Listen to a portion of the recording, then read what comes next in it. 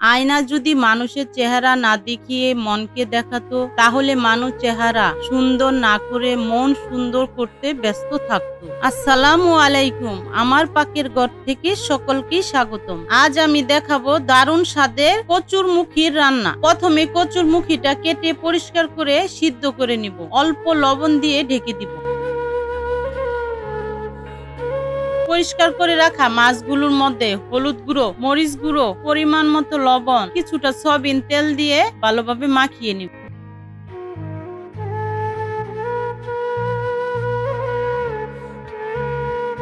চুলায় কড়াই বসিয়ে তেল দিয়ে দিব। তেল গরম হয়ে আসলে একে একে মাছগুলো ভেজে নিব।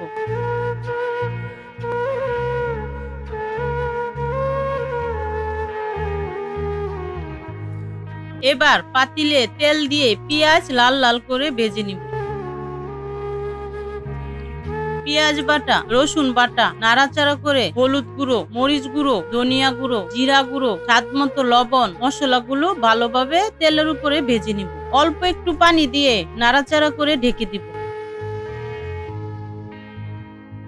কষানো হয়ে গেলে সিদ্ধ করা কচুরমুখী দিয়ে ভালোভাবে নাড়াচাড়া করে কিছুক্ষণের জন্য ঢেকে দিব। ঢাকনা খুলে কয়েকটা কাঁচামরিচ চিড়ে এবং পরিমাণ মতো পানি দিয়ে দিব। তরকারিটা বলক উঠে আসলে মাছগুলো দিয়ে দিব।